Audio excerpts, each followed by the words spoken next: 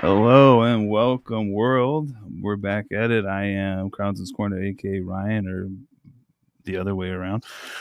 This is the Healing Chefs podcast. Other co-host we have is Taylor, Sweet THC 2.0. And today we have Hi. Sir Hi. How's it going? And thank you very much for showing up. It is a Absolutely. real honor for us to have you here. We're going to go ahead and jump right into it, though. Cannabis journey. Nice.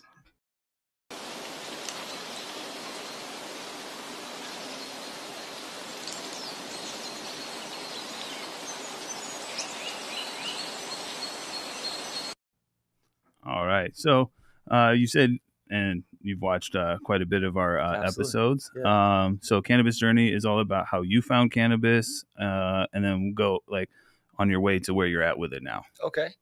Let's see. Found cannabis would be my family. You know, a lot of my family was into drugs, and from an early age, I noticed there was a lot of drug use going on.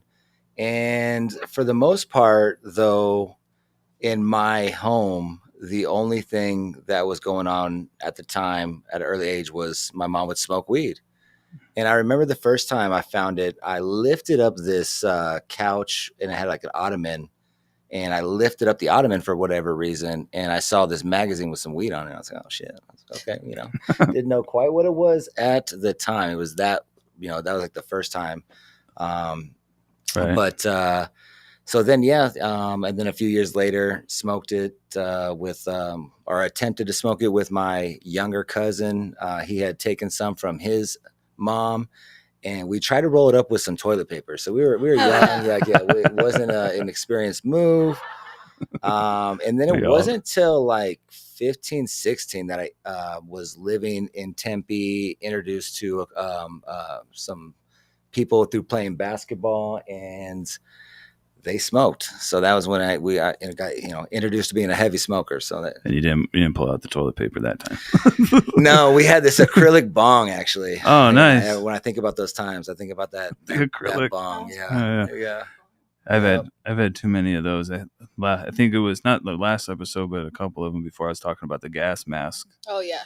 And that was all like plastic and no, the gas mask. I definitely went through a wave, but it would always leave my cheeks smelling like weed. I didn't like that. I was like, damn, there's got to be somewhere around that. I did it once, and I blew my lungs out in front of everybody, and then we just kind of like put that over. Well, and he was the first person to try it too, so he was like, "It's fine, ruined it for everyone." So. Check this out. Hold my beer. Check this out. Exactly.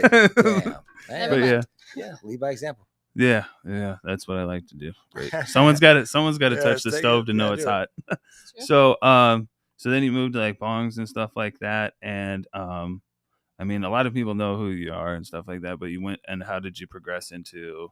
Well, I think where a lot of people know, it depends. There's like these eras I like to refer to them. Like one is like when I was doing music heavy and I was rapping, and then I took that into the smoke shop world by working at a smoke shop called Trails back in the day. Trails, remember? And then I worked there for like 2.5 years. And then I left there. They were a little bit of a larger smoke shop, and I just had a disagreement with the owner, and I went to this smoke shop called Blaze, and Blaze let me do whatever. And then so I was like, had the opportunity to do all the hiring and promotions and ordering and things like that really helped, develop my, confidence to open up my own smoke shop. But in the meantime, from just doing building the skills. Yeah, exactly. Like, catching some fails here and there on someone else's dollar, so that, but then while I was also doing that, I was still doing the music, and I would take the smoke shop, like, we'd have like blunt wraps and things like that. And I'd go to shows and just pass out a lot of these things, or I'd have like Roar sponsor a performance and give out a Roar that show. So I think that I credit that the most to why people in the Arizona community know me is like me making music. I like to, at least, but then like I think based on the smoke shop success, high maintenance, a lot of people, because we were one of the only smoke shops at the time to, one, not carry meth pipes, And then 2, carry quality glass that isn't import. You know, a lot of people out here will only carry import glass because of how inexpensive it is, but we would carry Illidals and Motherships and Toros, and so there you go. You know, when that did you was open your first shop again? Like, hey, make sure you're. So mine was I opened up High Maintenance Smoke Shop January 1st, 2010. That's it. Yeah. Wow. It was like a recession going on. Sure. But at the time, I was just like, well, if it pays my bills, I mean, I didn't think it would do what it did. I was just like, well, this will help me, you know, set up myself for success. And if I'm, because like, you know, we go to small smoke shops and a lot of times you see the owners behind the counter. For sure. So that's what my plans was. I was like, I'm just going to do that, you know? And so that was the plan. And then it just kind of, it took off because of the community support. It was tight. Yeah. And then like the progression of glass, like I know like years ago, like we're talking 2006 and 7 and stuff. Like I myself am not one of the heady boys, so because I'm afraid of breaking everything. Yeah, I can appreciate it. I'm just I'm probably never gonna buy anything unless I get real famous, and I don't plan on doing that. So, but where did you see it kind of change from with working with glass and stuff? Change from just like someone, and shout out for not having the meth pipes. Nice. I mean, I had my issues back in the day, not too long. But like that's a great thing, especially for stoners, like just smoking weed. We don't want to like always be associated with these things.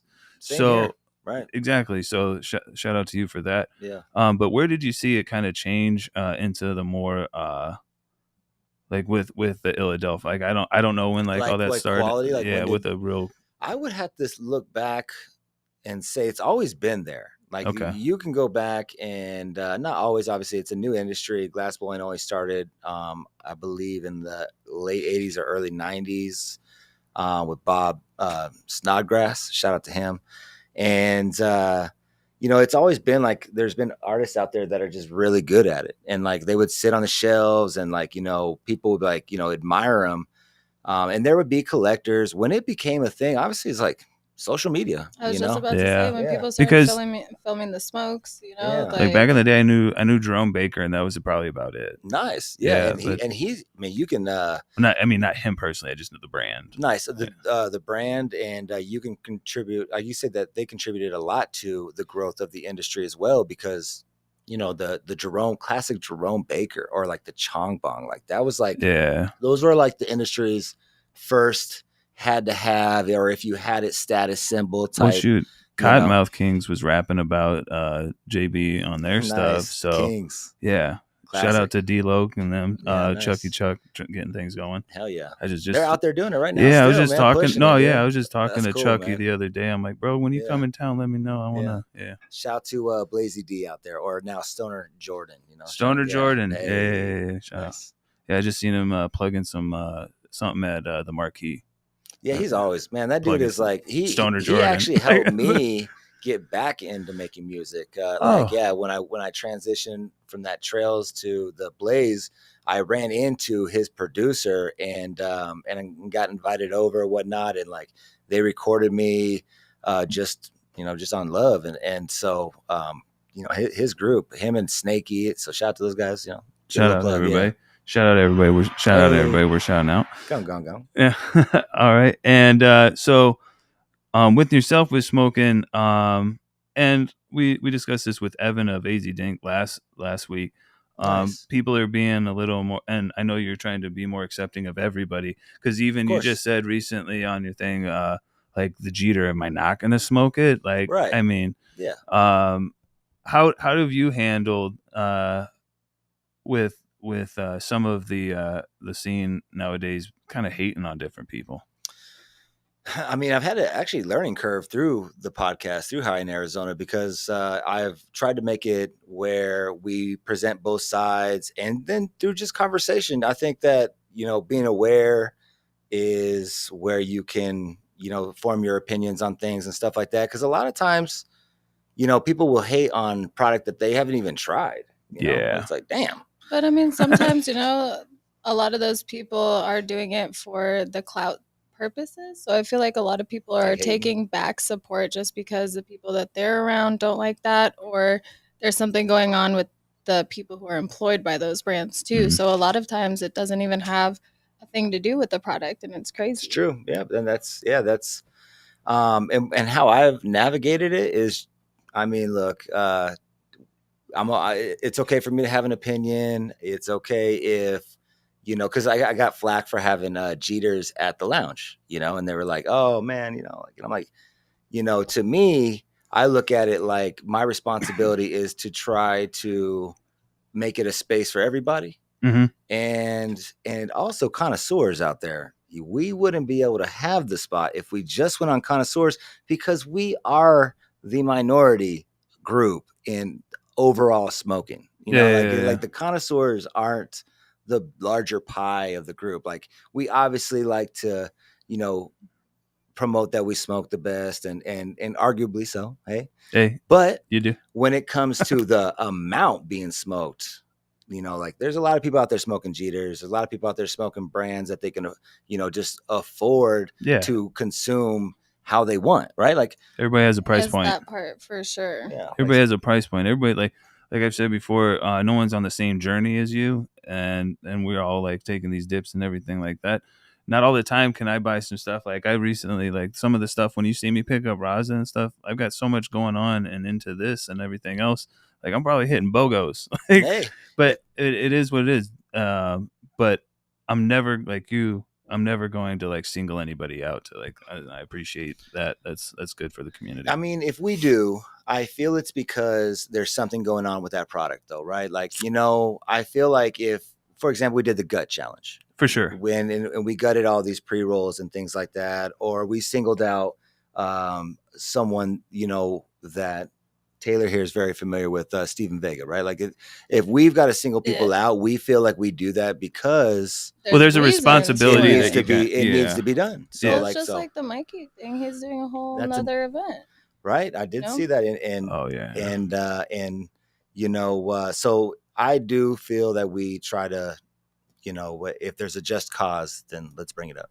Well, I appreciate that. Yeah, you do a lot of the breaking news and stuff like that, and trying to keep people honest when definitely is needed.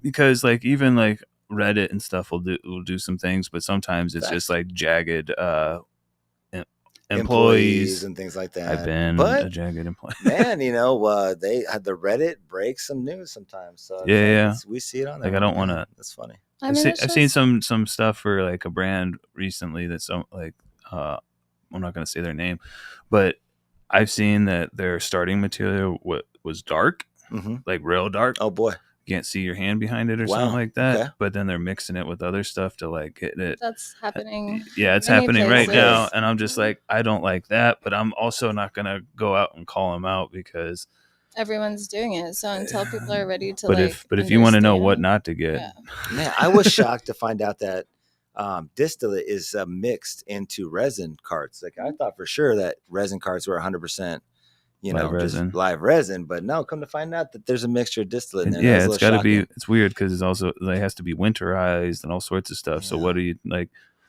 I don't know. And I also think sometimes there's different brands, I think, that are mixing terps into their like BHO to try to but increase it. But I mean, I'm a chef. I know how to like stretch my products. There you go. And I'm never going to be mad at someone trying to do that.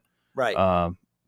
And so. Well, it's just a complete lying out of pocket that, is the unacceptable. There are part, those like brands, Steven Vega, then, but other than that, the mixing of the concentrates, it's so common that it's kind of like you guys are starting to realize these things after it's so far in the process of just being common.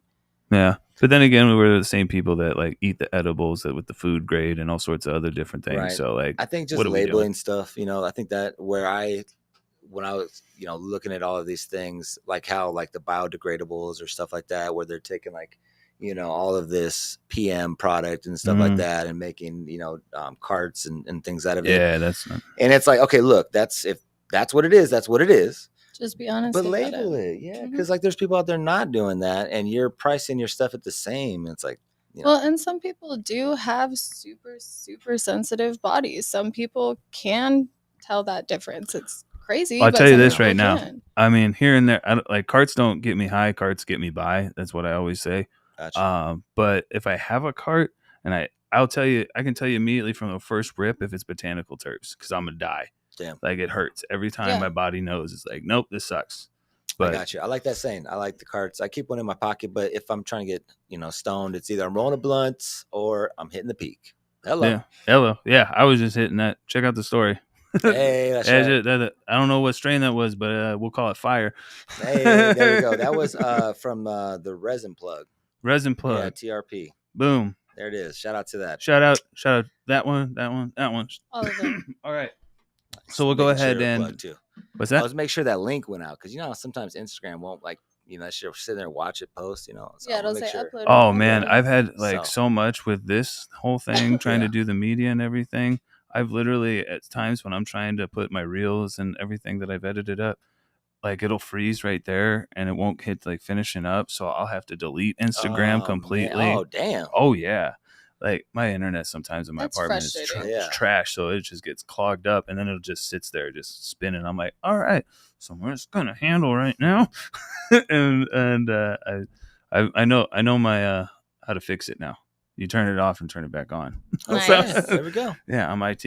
All right, so Trip Tales. Okay.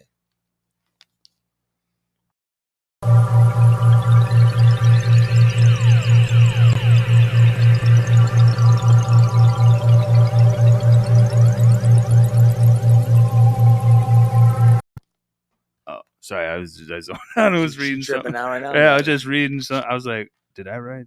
Anyway, so Trip Tales as Sir Hi is also Jason Sir Hi. Jason, yes. Thank you.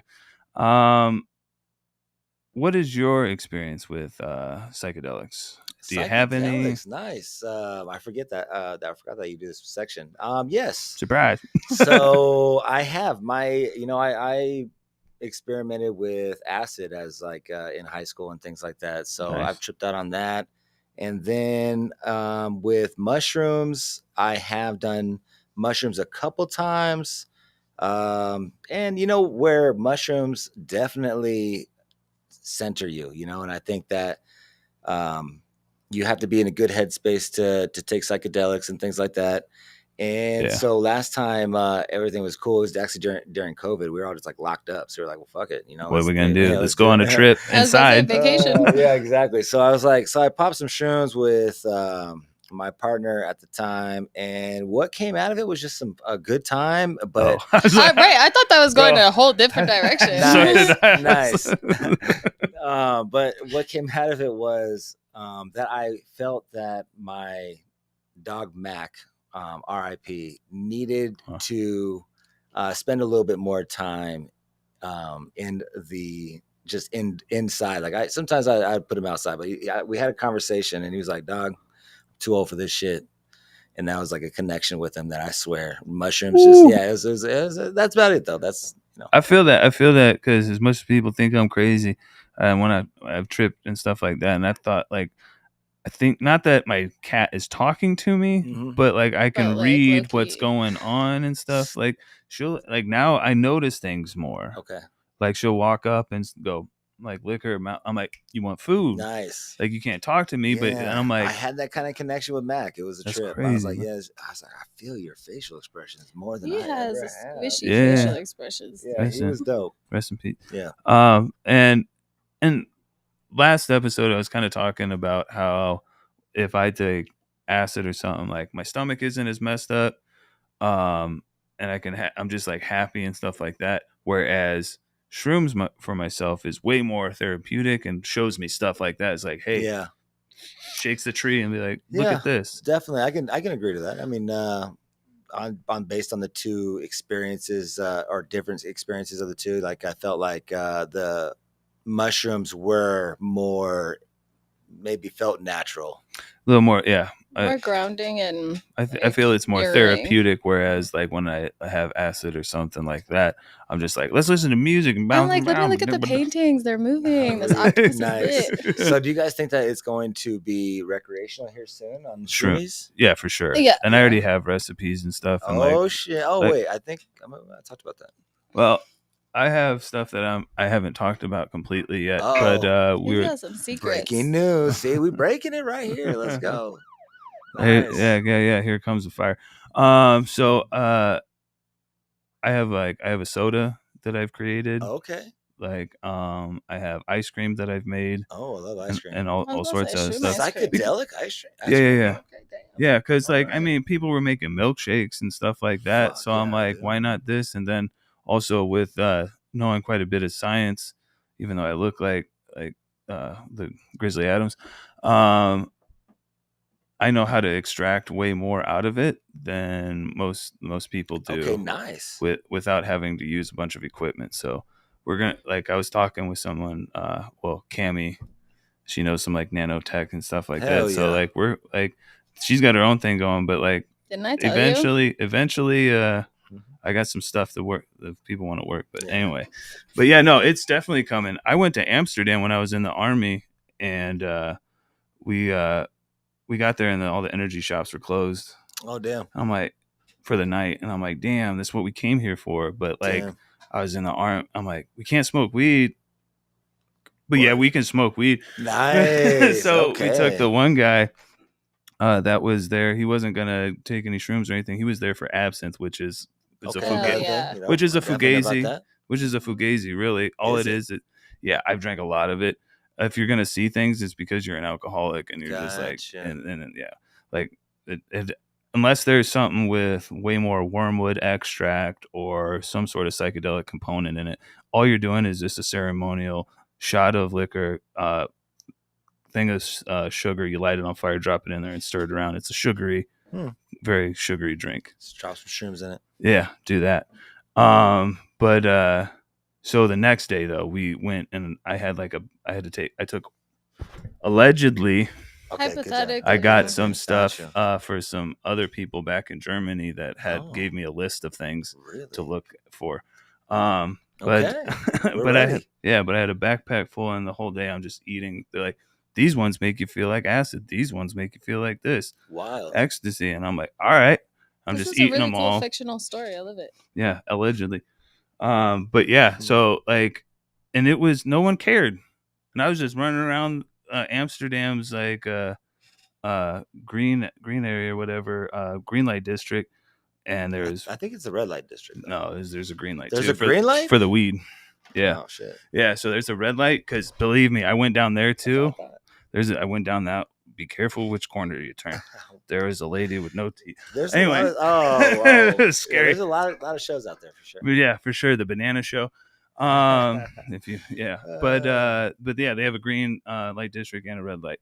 And I was running around at that time though, like I was tripping balls, allegedly.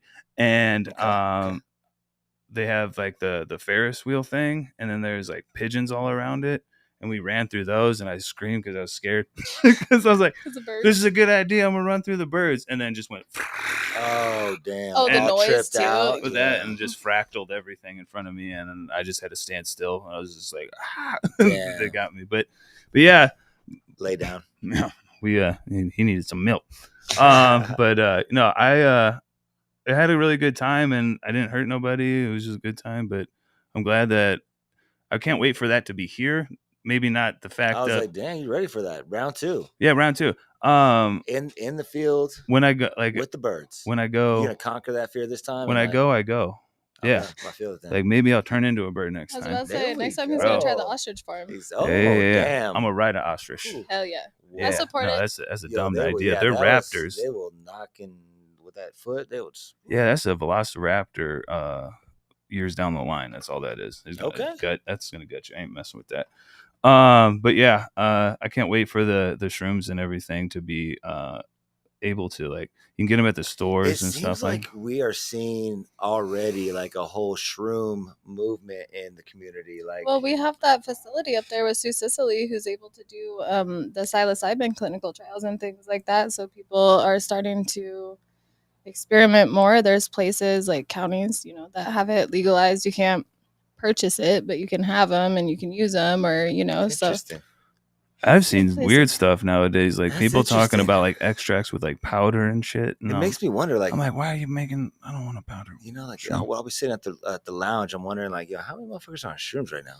Probably a lot of them. I was just about to say microdosing. Oh, like all of them probably. In the industry, I'll say like that? Yes. One of the best things about actually working in the industry, I'm not going to say what companies or who, but like the amount of people who are like, "Hey Taylor, I just want you to know I am tripping sacks right now. I'm about to go to do this delivery and this education. Wish me luck." I'm like, cool. This is great. Other people would be like, "Hey, I just made these capsules. Do you guys want to try them? Maybe it'll help with this, this, and this." I'm like, this is such a great place. I myself have like I was when I like was going through my stuff, I used them way heavier. But like now I've taken quite a bit of a break, and even from like smoking weed the other day, I took some dabs of hash and put myself in a cycle. But there you go. But I see it, everybody doing a lot more microdosing. I helped people allegedly for a while with like some chocolate bars and whatnot. Okay. I had to fix my my recipe allegedly, but we're hitting again. There we go. I like the ones that are mixed in with some ashwagandha. I'm not gonna lie to you; those ones are very nice for me. So what I wanted, like teas and stuff and drinks and stuff like that. If you're ever looking to like help your stomach and stuff, eat some ginger. Ginger helps the stomach very much so. Okay. So when you make your tea, lemon, ginger, and that, and then blast off. Now you guys got me thinking about doing that later. Nice. Probably doing it. There you go. You can come on. I mean, if I have those Allegedly. things, I don't know. Allegedly, everything's allegedly. All right, so we'll go ahead and take a break real quick, and then we'll jump into mental health as well. Nice.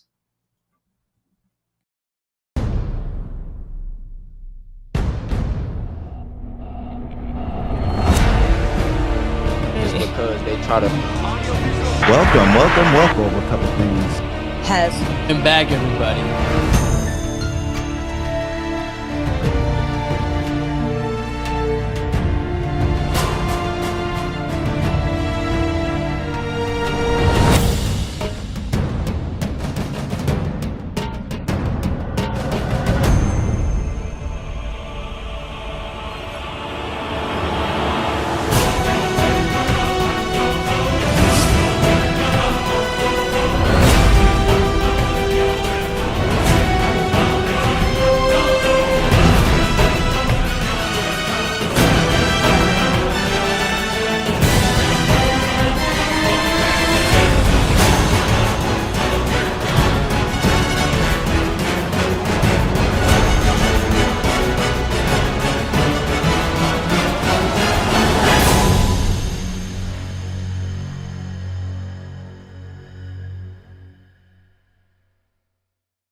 And we're back, and we'll go ahead and jump into the next segment, which is mental health as well.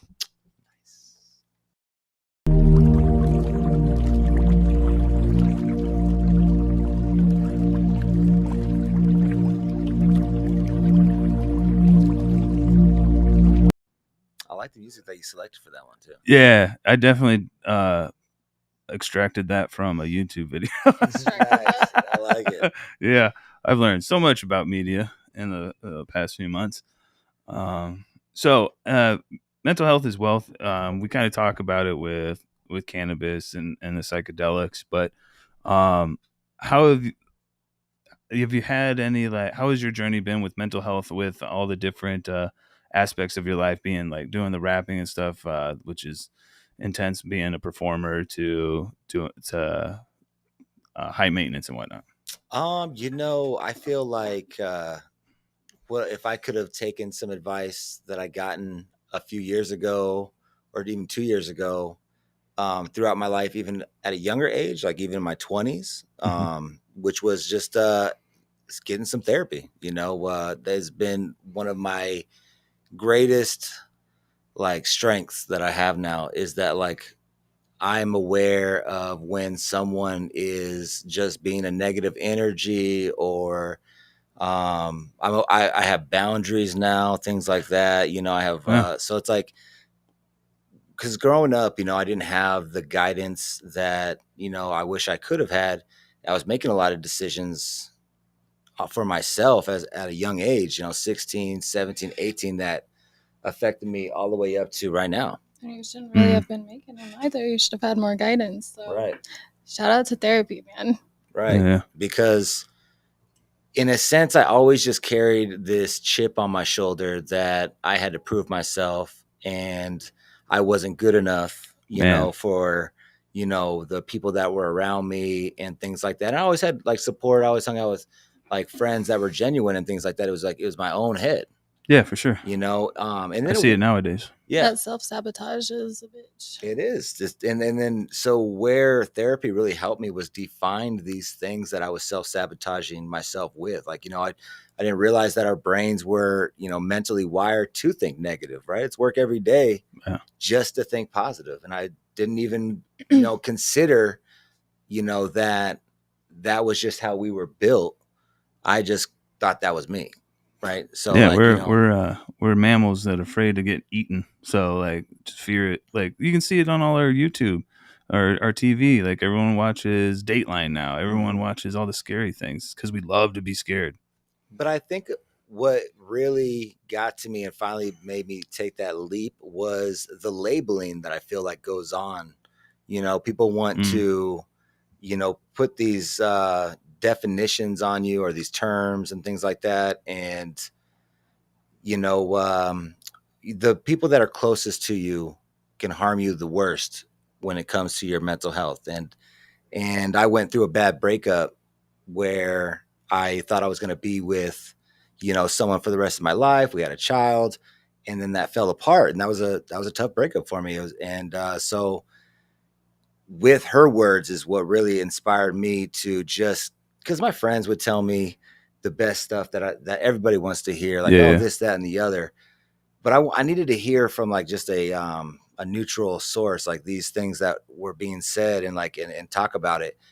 And it comes to find out your closest friends really do support you where you need it. And I was hearing things from, going through that process that I heard from certain people in my life. And I'm like, damn, that's a real one right there. Cause they were looking out for me and I thought they were just more so pumping me up and gaslighting, but or like I've had people where I thought like are trying to tell me don't date that person or something like that. Right. And I'm like, you're like, wait, I'm like, you don't know.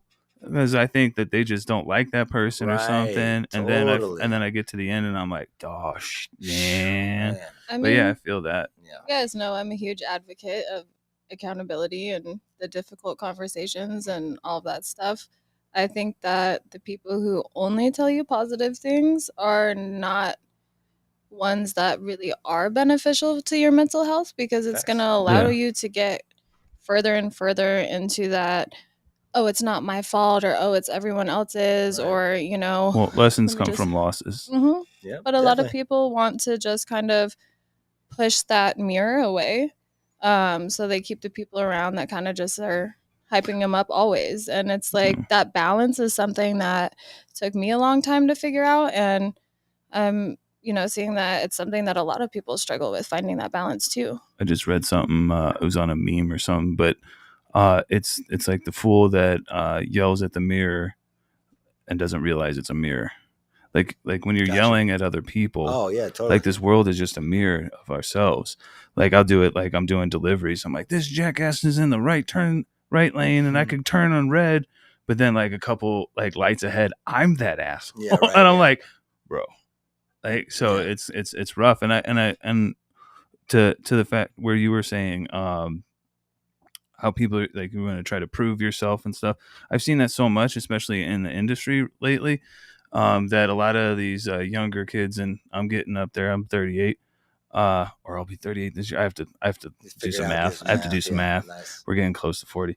We're stopping counting. But I even a homie, I'm not gonna call him out, but his profile picture was him with a gun. I'm like, bro, you're not that guy. I'm not that guy, and I've been to war and everything. Like, first thing, like, and you're talking and so on and so forth. Like, but like, I understand that feeling of wanting to prove yourself and be like, I want everyone to know, don't fuck with me. Right. I'm a bad motherfucker. And I feel that. But the strongest I feel comes from silence.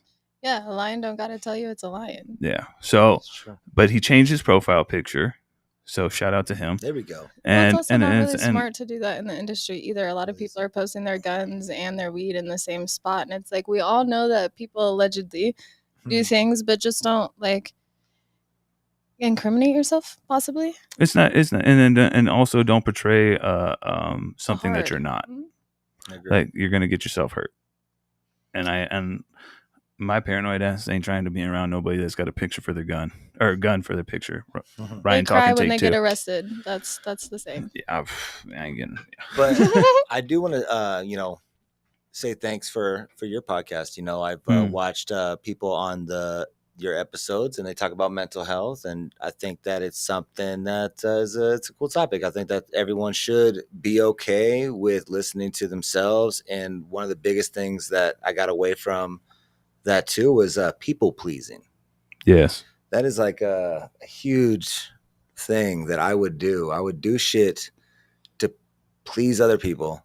Yeah. And like that's not gonna be the best, put you up for success. Like literally just I would do that constantly, and then when I wouldn't get the feedback, I'd be like, "What the fuck is wrong with you?" And I'd be like, "I don't even fucking want to go there." And then people are like, "Bro, I don't even want to fuck with you." Like I wouldn't either now. And then when you're in the position, where's everybody too? So you kind of like lose your self-respect and your value too, because people just start expecting these things. And then when most of the times therapy helps you establish those boundaries, and that's hard. Yeah, that's I never had boundaries. I didn't even know what the hell boundaries they were. Are amazing. Fucking hard. Oh man, people are mean. I'm like, and even myself, I'm noticing cycles that I have with even like dating and whatnot, and even today, like I couldn't really realize what my problem was, like because I keep trying to get with these women that are either unavailable or absolutely just they've shown you who they are, and you just don't really want to admit it because they're pretty.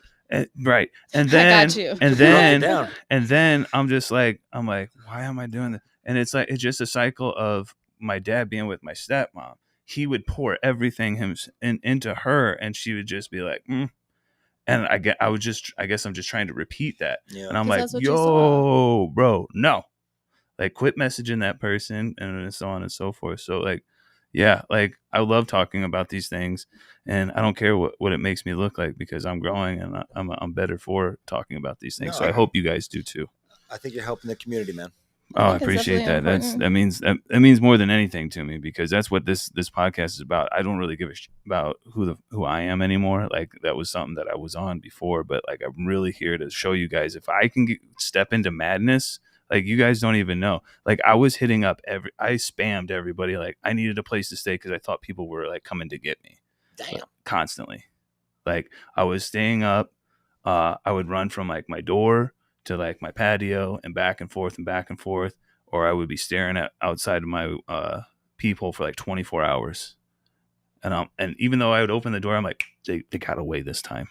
Like I was gone. Now is this like on like one of those like I was on a sick one. Okay. I had if anybody knows, like I said, like Theo Vaughn back in the day, my favorite weed was cocaine.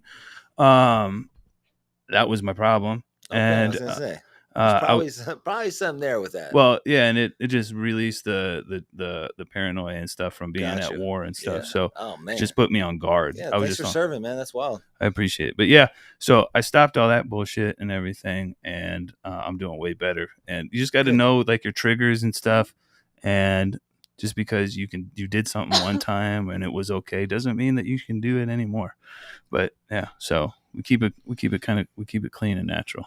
Nice. Yes. I know I've found marijuana is like obviously like that's the daily, that's like eating and things like that. If, and other than that, take a little drinky sometimes. Oh shit. Yeah. I mean, I'm not mad at anybody for drinking. I just can't do it anymore. Just because every time I drink, my stomach, my body is just like, it hurts. Yeah. Like the whole next day. Recovering is definitely a whole other level these days. Yeah. Man, the last time I did it, I think I went through like a quick breakup, and I'm like, I'm drinking today. And I went and got 4 Dreckers. and I smashed them back to back. Okay. I mean, we were listening to music. It was a good time. Well.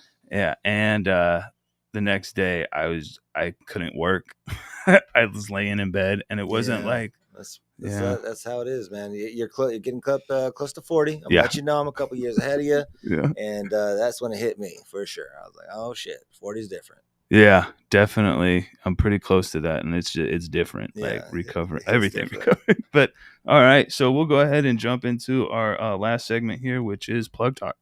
Plug talk.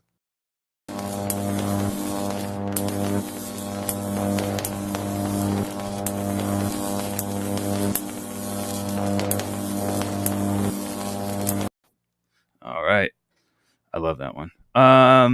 So Plug Talk is all about promo and everything that we have going on. Obviously, you have the High-End Arizona Potcast enunciation. Thank you.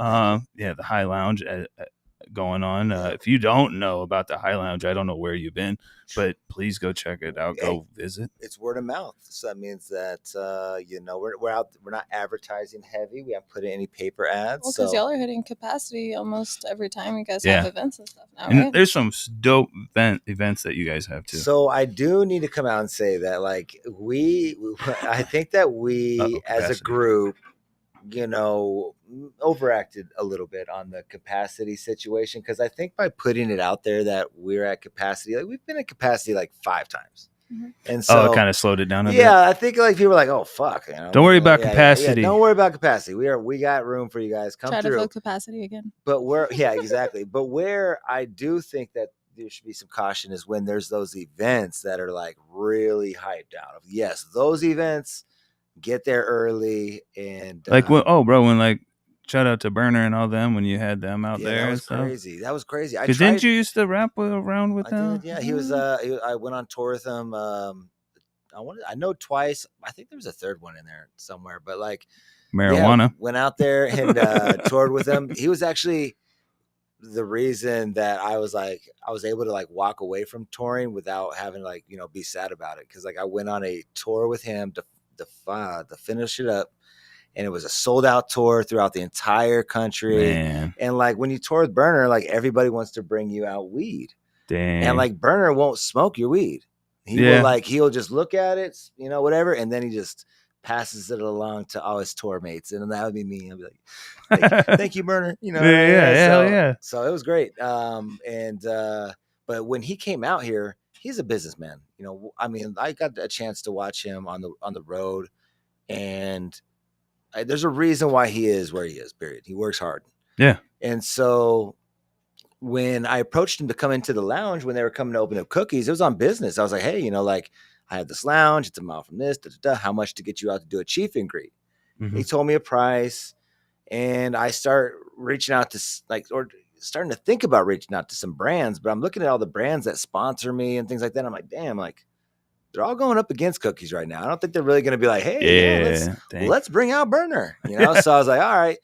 So I had to hit him up. I'm like, hey, sorry, I can't do it, man. I just the sponsors that I have are your competitors, and I don't have it like that. So Thank you for considering. Whoop woo. Yeah. But sure enough, man, that day came up, and Stinje reached out and said, shout out Stinje too. He's like, is it cool if Berner and the crew come through and burn it down? I'm like, well, man, I will lock the doors, through. Dog. You tell me what the fuck, So he comes through, and he was dope. Didn't mind that our members were there. Shout out to our members that were there that allowed him to kick it. He definitely talked to a bunch of people there. Smoked some Arizona weed. Okay. Yeah, right. And yeah, man, that was like it was a really cool moment. It like flashed me back to like 2015, because that was the last time I toured. Nice. And like that lifestyle, like, going out to the club with them later, and like being in like the VIP, and like, people wanting to come bring them weed, you know what I mean? I'm just like, damn, man. But yeah, this is a journey. But yeah. So, and then what are the events you got coming up soon? So the next event that we're looking forward to, actually I have one tomorrow that I'm really looking forward to. It's the Name That Strain. Oh yeah, where we just saw that right before I didn't get to see the live. 15 different strains. If you know how to, name a strain with your nose or the look, come out. We got prizes. Zong's going to be out there. Oh, Zong, nice. But I wish I could get another one. Friendship Zong, tie it into other episodes. Right. I would if they would make me a new one, but that shit was expensive. Yeah. Yeah, they are. Yeah, they and then we'll try to do like a Zong clearing contest as well. But I would have been able to do that shit back in the day. Perfect. And then with the podcast, I'm very excited to have Jordan from Blueprint on. He's gonna be on this Thursday. So it's been fun with the podcast, talking to the Arizona cannabis industry, breaking news, and when it pops out there like that. It's awesome. But more importantly, just having a source out there for Arizona to discuss things going on in cannabis, because when you sit back and look at where we get our information as cannabis consumers, it's not really that much, right? So yeah, or it's just like if you're watching mass media, it's procured. Like Fox, it's procured. It's like you're only getting what they want you to hear. There you go. So yeah, I definitely appreciate everyone up there. Also, shout out to Lunchtime Dab Time. Hey, Polly. Blunt After Dark with Smoke Dog. Yeah. AZ Dank. You gotta make sure we shout out AZ Dank. AZ Dank podcast. I put out their podcast list, and the whole IG live. Is it a podcast or not? I had to consider, and I think if you save it, why not? I was about to say, if you save it, I feel like technically, people can call themselves whatever they want to nowadays. Right, so why don't you call yourself whatever you want? Because technically, too, a podcast was not even video, right? It was supposed to just meaning audio, audio. So yeah. Technically, it's a live stream. Yeah, right. I mean, but hey, yeah, I mean, what that's if cool you want to get into the semantics of it, then it can be a lot of different stuff. Yeah, people just take their emotions. But regardless, dope for the scene. AZ Dank out there. Love the energy. Oh, Hippie Chronicles. Hippie Chronicles. You've got the Stoned Age podcast. Stone Age. Yeah. There's more out there. We're probably forgetting. Let us know. Keep us in the loop. Put it down. And take your sorry, I've been watching way too much Matty Matheson. Okay. And he's my favorite chef because we're the same vibe in the kitchen. He's always on his videos all right, go take your dog shit comments down to the basement into the comment section. But I don't mean that to guys. Okay. But just if we're missing any podcasts, when we post anything, just tag, share everything. What we have coming up. Did you have anything else? No. Okay, what we have coming up, Taylor, if you want to, you have. Oh, the ladies' night or day, I guess again. Okay. So Wednesday that'll be a little mansion thing for the ladies, so that'll be fun. And then the next day, and our podcast is going to be on too. That's right. Sitting down with Taylor. Jason keeps asking, where's the other ones? Who have you interviewed so far? But he keeps forgetting that I told him I wanted him to be my first person. Right. And so we've known each other for so long. We have. So it'll be a good time. I'm looking forward to it. First here. You heard it first. First right. here. Yes. Now. Hello. You've heard it here first. Or second. You've heard it here second. You've heard it here, and that's what matters. It's been done. We said it last time, but I just love it when you put on your page the other day. You heard it here second. Oh, right. Yeah, exactly.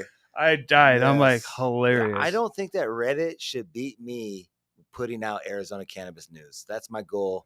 There should never be Reddit out there posting these things. Yeah, because probably someone who posted on Reddit is probably in the at the high lounge somewhere. Because it's also let's vet it out here a little bit. What are you saying? Is it true? Let me get this thing. Let me get that. Don't just put this information out blasting this company. That's the thing that I learned. Let's get all the sides here. That's the thing that I learned to not just react. Yeah. And just just woosah. I was so volatile. So yeah. Whoa. But what we do have coming up next week is Michelle Mango. I don't know. Fire. Tablets. Interesting story. Are you going to tap into that at all? Yes, we'll. Oh. I hope she brings all the documents and stuff. I love the proof. We're going to hear about it. I like it. And then the second episode is Coda Shoots. So. Dope. Yeah. He's dope. I've watched him. He used to work at the shops and stuff like that. So come up. I think I was a bud tender for him back in the day, and that's probably why I know a lot of people. Nice. But yeah, but then the next week is another artist. Is Malik Preme. Sorry if I'm saying your name wrong. It's Preme. He's not here, I believe. He's in like New York or East Coast, something like that. Fire. So we'll do that, and then Shots by Ben. Will be the next week. So very cool. I'm talking to him and his lady about relationshipy stuff and all that. Oh man, their goals. They're like, I watch them all the time, and they're always doing some cool shit, and he's always taking great pictures. I've been talking about. I was about to say the pictures thing is a huge thing. People might have heard me talk about GWCs, guys with cameras. Can't stand it ruining the industry, but Ben's doing it. He's amazing. Right. He also brings his girlfriend. So ladies, if you're ever doing a photo shoot and the photographer says do not bring someone, don't waste your time. Especially that shit's weird, dog. That shit's weird. Weird as fuck. Being weird. Don't be weird. Yeah. All right. So be good, be clean. As always, be safe. Smoke up, trip out. Later.